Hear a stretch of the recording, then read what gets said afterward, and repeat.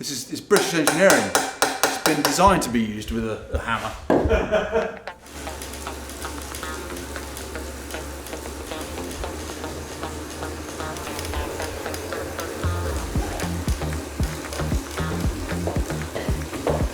Hello and welcome back. Today we have in the studio Haroon, who has come in to consolidate a whole fleet of bikes. He's been riding for a long time with mountain bikes, gravel bikes and road bikes, doing some endurance riding and some multi-day rides as well as a daily commuter. He's come in with a few little issues. Let's get to it, see if we can help him. So I've got this, another titanium, I've got a carbon, I've got a rigid mountain bike, and I've got an old jump frame that I aspire to build up again. Over the summer I did Ilfracombe to Plymouth in a day.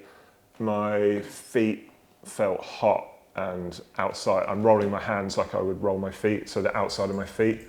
Yes, okay, so you're sort of supernating your feet. I wasn't too bad in terms of saddle sore. It felt sore, but not anything, like I could get on my bike the next day and would carry on again. Okay. But it wasn't massively painful. Okay.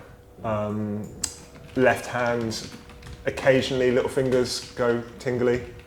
So this is a gauge and understanding of how the foot changes posture under load. C/D, 45, 32mm arch height with your foot catching that device. Can I get you to stand up for me, please, sir? Foot's half size bigger.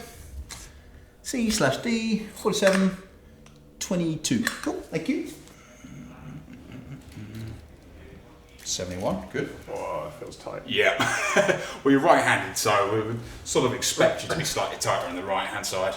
Also, 3 days on the gym session. Yeah, 68. Yeah. Cool. Thank you. Yeah, that'll do it as well. Okay. Yeah, again, pretty damn good. Right hip.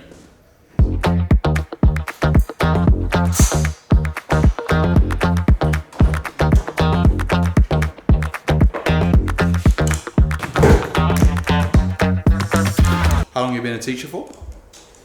Well, I trained 20 odd years ago. I left and went into outdoor education. So I taught canoeing, climbing and various outdoor stuff, bushcraft stuff.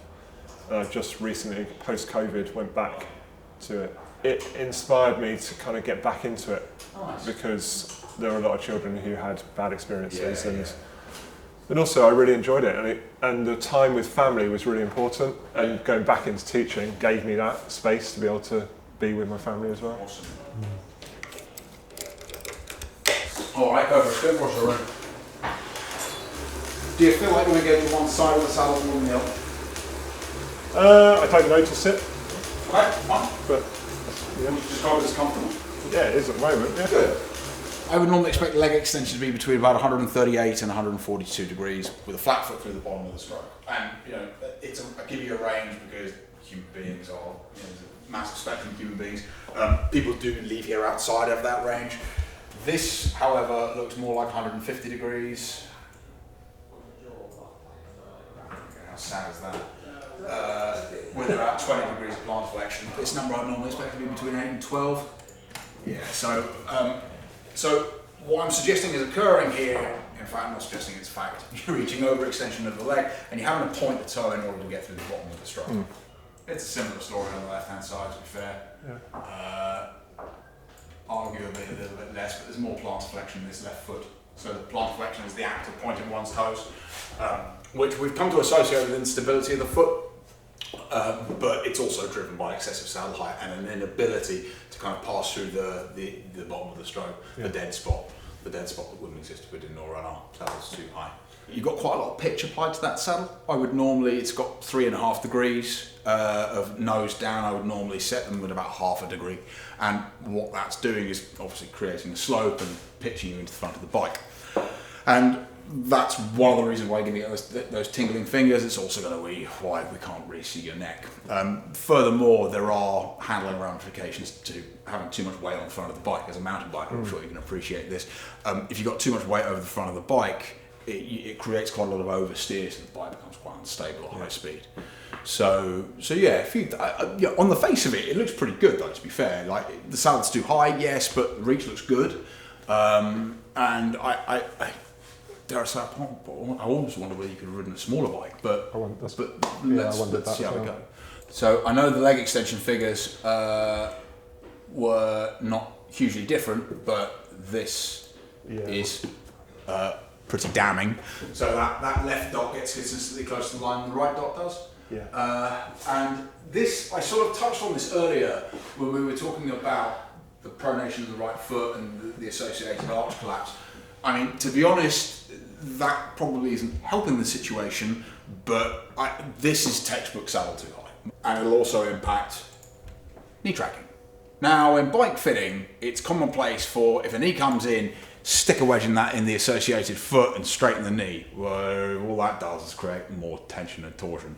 Essentially, what is happening here is you are sat off to the right and you're doing that. We might expect you to brush the top tube with your right hand, with your right knee occasionally. You might not, but we might. Oh yeah, I hit the top tube with both knees at points. Yeah. So rather than sticking a load of stuff into your shoes, we just need to lower the saddle height and maybe sit centrally on the saddle, which is relatively straightforward. So yeah, a few changes to make. Any further questions? No, I think good. Does that all make sense? Yeah, it does. Yeah. Cool. Yeah. Right. It's relatable to my experience engagement with the bike. So yeah. Totally. Yeah. All right. Bike shoes, cycling shoes. A lot of the design philosophy comes from the arcane. It's getting better, slowly getting better. Right. Try again for me, son. Please. Yeah, that felt like. That back to good again. Yeah, if I look at numbers, I've just gone up. Cool. Yeah. Good. Let's play find the neck. There it is. There it is. So it's gone from that to that. Is that what I'm in now? This is now, and this is before. See how your shoulders are up by your ear holes? Yeah, and what's changed? The saddle's 20 more lower, it's level, reach is basically the same, front end's a little bit lower than it was. Yeah. Your feet further apart. This is likely to feel a little bit higher than a super feet. It's also like, I want it filling the arch. Yeah. Whereas super feet tends to be hind foot driven. Okay. Which isn't necessarily a bad thing, but. Yeah.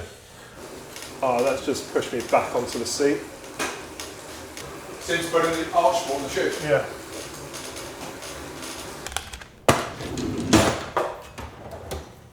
So people buy these footbeds online and they almost always need to be modified because the common kind of school of thought is that you should correct through the soft tissue of the longitudinal arch. Yeah. So through kind of this bit. But if you do that, usually you get discomfort. Certainly it was my experience.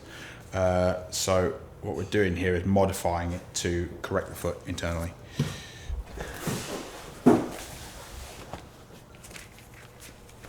Did it feel any different to the left one? Yeah, left one feels like it's sloppy. Okay, whereas the right one doesn't? Yeah. Good. Jump up again, one to the left, shoe up please. How's the saddle feeling? I feel like I just want to shift back slightly. Yeah.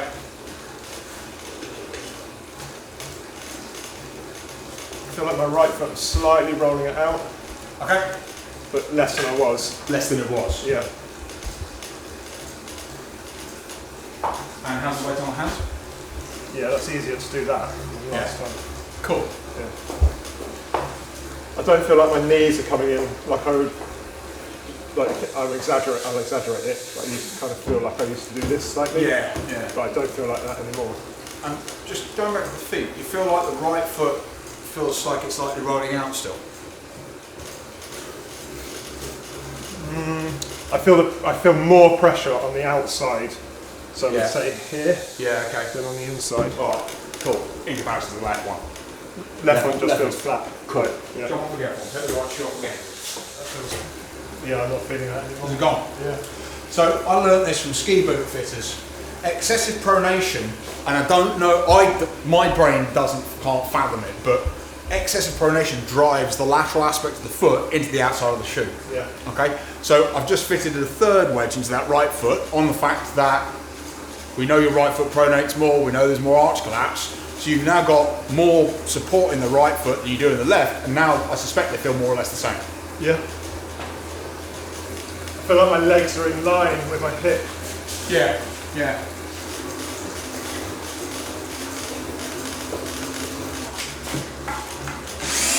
Now? No, that feels hard work. Good. So you can have the front end too high. I feel like I'm long. Yeah. Yeah. Feel like you're stretched out. Yeah. It feels hard work. Yeah. Alright, have I made my point? Yeah. Alright, you can jump off me if you like that. Let's see where we're at. The big change here is the saddle height. 30mm reduction in saddle height. As much as that, yeah. And it's 20mm reduction in setback. The reach is the same. Okay. More or less. 8mm shorter, which in my book is kind of neither here nor there really. So that's bringing me in. Yeah. But a lot of that has been achieved by running the saddle further forward. So so even though the reach is the same, more or less, we've run the saddle further forward, so we've effectively brought you forward on the bike. Yeah. So referencing your stem length question earlier on in the session, yeah, go nuts. I'd probably run 100 rather than a 110. But to answer your question, yes, I do think this is fine, but I do think 58 might have been a little bit better. Or at least would have afforded you more flexibility, let's put it that way. Because if I, looking at this, if I lower that saddle height by 3 centimetres, it's going to start looking a bit odd, isn't it? But nonetheless, it does mean that this is fine. But yeah, 60cm bike is huge. Right, let's make some changes, shall we? This is British engineering. It's been designed to be used with a hammer.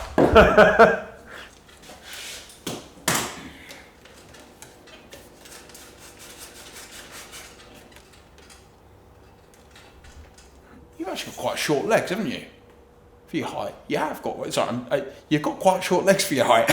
You've measured me. Yeah. You can validate that. Yeah, it's actually a good thing. It's a nightmare when you're buying jeans, but it's a bit of a blessing when it comes to bike fitting.